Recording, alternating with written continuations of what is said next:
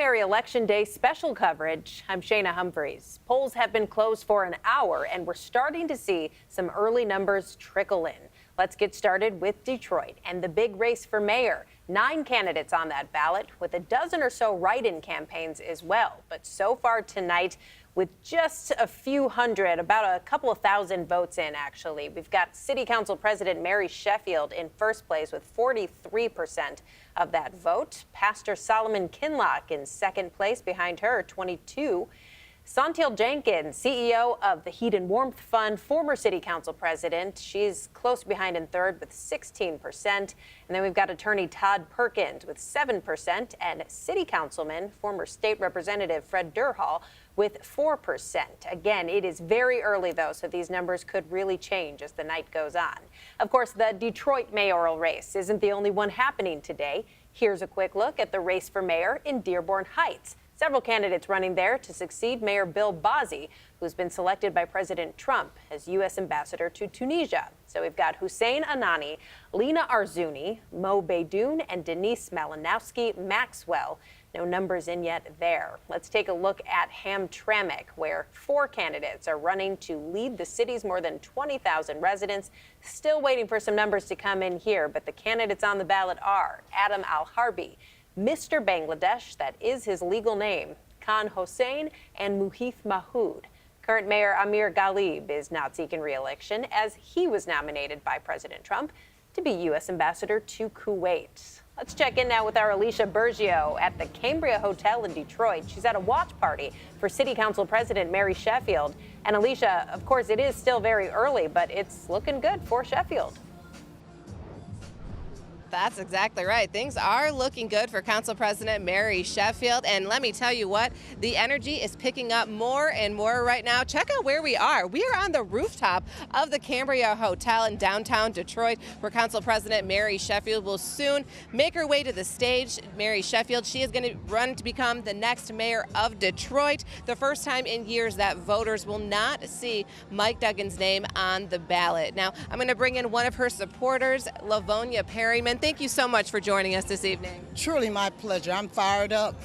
What is it that brought you out here this evening? Mary Sheffield. Mary Sheffield because I see that there's a breath of fresh air. I see an intelligent, exciting female, a woman who might be and could be and will be, in my humble opinion, possibly the next mayor of the city of Detroit, where I have lived all my life, love it here, and want to make sure that we have some of the best talent and best leadership we have. And I think right now, Mary Sheffield might be the answer. Lavonia, what are you looking for in Detroit's next mayor? Does Council President Sheffield have what it takes? She definitely does. I mean, based on the conversations I've had with her, based on the conversations that she's shared with the public, that she's talking about enhancing and providing home care, health care, affordable homes for people. And affordable homes mean, can you afford a home in the city of Detroit? She is saying she's going to work towards individuals having the opportunity to buy a home here in Detroit. Detroit at one time was the mecca of where you could buy a home. Right now there are more renters than homeowners in the city of Detroit. Mary Sheffield says she's going to work at changing that dynamic, and I believe her. For the past 12 years, we know that Council President Sheffield, she sat as City Council President here in the city of Detroit, but her commitment and dedication to the city started long before that. You know, she's been a trailblazer, she's been an advocate for people in the communities. Talk about the impact that she has on Detroiters. She has the impact in terms of really bringing the energy. I mean, we're here tonight, and I've been to many of these events for many candidates throughout my life, and the energy is very high and very powerful here, and people are dead serious about making sure that she is elected to be the next mayor of the city of Detroit. But what is more important, she didn't just show up yesterday or 12 years ago. She has been involved in her community, in her neighborhood. Remember, she's one of the youngest, if not the youngest, to ever be president of the city council. She is not a 50-year-old woman trying to make a name for herself. Her name was made on being a part of her community. So she decided to show up and say, I'm going to bring people together under my leadership under my leadership to make a difference in my community. So she's continuing to do what she has been doing most of the life that she's lived with her father, who is also Reverend Horace Sheffield. So needless to say, you're feeling good about the outcome of tonight. I'm fired up and ready to go. All right, thank you so much, Livonia. I appreciate your time. As you just heard from Livonia, things are really starting to pick up here on the rooftop of the Cambria Hotel. Many folks feeling optimistic and hopeful. I'm told Sheffield, she's expected to take the stage and make some remarks around 9:30. And as we mentioned, results there slowly starting to trickle in. Council President Sheffield taking the lead right now. Pastor Solomon Kinlock right behind her. Of course, it's still very early in the night, but we'll, of course, keep you updated as those results come in. But for now, reporting live in downtown Detroit, Alicia Bergio, CBS News Detroit. Back. All right, supporters clearly fired up there. Let's go out to Gino Vici now at Hamtramck City Hall. A little quieter than where we just were in Detroit. But Gino, earlier tonight, there was quite a bit of energy in Hamtramck. It seems like a lot of people turned out to vote, even in this off-year primary election. Well, that's right, Shayna, and it's all because the mayor's seat is opened. As you mentioned earlier in the show, Mayor Ghalib abandoned his post to go be the ambassador for Kuwait under President Trump.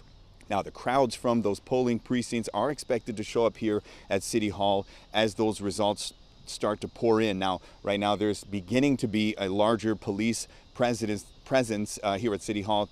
This has become somewhat of a custom here in Hamtramck to do so. Again, there are some hotly contested mayoral race. There's the race, many city council people on the ballot, 12 to be exact. Now, again, we spent the evening at the rec center, which was an extremely busy polling location. More than usual, according to the city clerk. Again, that's because of the race for mayor. Again, very busy at polling locations throughout Hamtramck.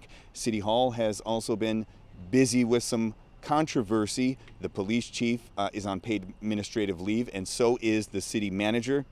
There are also 2 city councilmen under investigation for residency fraud. That being said, the candidates for mayor, again, Adam Al-Harbi, who appears to be the favorite here, Mr. Bangladesh, again, that's his real name, Khan Hossein, who's an employee at Stellantis, and Munith Mahmood, which is one of the 2 council persons being investigated for residency fraud. Let me just point out, there are no charges been filed as of yet.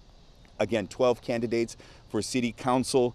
The top 6 move on to the general election in November, and the top 2 vote getters in the race for mayor will also move on to the November general election. Again, results, I spoke to the city clerk just moments ago, results are expected to start pouring in the next 30 minutes. Back to you.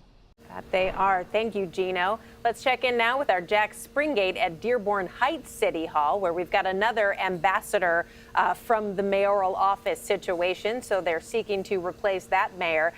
Jack, what can you tell me about what's going on there tonight? Yeah, Shayna, I'll break down that information about the mayor who is not running for re-election in just a second, but I have relocated to Dearborn Heights City Hall because now that the polls are closed, vote counts from all 8 precincts will start to head here so City Hall can start tabulating those final results. And before we start talking about any of the results here, because we're still waiting for some of them to come on in, let's take a look at some of these candidates one more time. 2 of them are already serving on the Dearborn Heights City Council, and that includes Council Chair Mo Beydoun and Council Member Denise Malinowski Maxwell. The remaining 2 both come with backgrounds in business, and that's Hussein Anani and Lena Arzuni. Today's primary will determine which 2 of these candidates will move on to the general election on November 4th. And now to get to what we were talking about before, this is to fill the seat of incumbent Mayor Bill Bazzi, who's not running for re-election. Instead, he accepted the nomination for the U.S. ambassador to Tunisia from the Trump administration back in May. We've heard all day that off-year primaries don't get as strong of a turnout as ones with the U.S. presidency on the line. So I asked 2 voters what motivated them to come out and vote this time around. I think everyone should vote. We should, and then if something isn't the way you want it, then you have no one to blame but yourself. As big as the presidential elections are, it's the tiny ones that impact you more, your day-to-day life. So I wanted to make sure that I had to utilize my vote for mayor because it begins there. And like I said, we're still waiting for some of those precincts to come by and drop off their counts to City Hall, so City Hall can start compiling all of those numbers together to get our final results. I'll be here to keep an eye on those votes as they come in, and make sure you stick with us to hear from some of those leading candidates as we get deeper into the night. For now, reporting live in Dearborn Heights, I'm Jack Springate, CBS News, Detroit. All right, thank you, Jack. We'll check in with you again soon. And of course, we are tracking the latest on all of these races all night long, including, of course, who will be the next mayor of Michigan's largest city. Last check, we've got still technically 0% of the vote in, but with 1,000 or so, less than 2,000 votes. Mary Sheffield in the lead, Kinloch second, right behind her. You can check back here every half hour for updates on elections near you. I'm Shayna Humphreys. We'll be back at 9:30 with the latest. Thanks for joining us.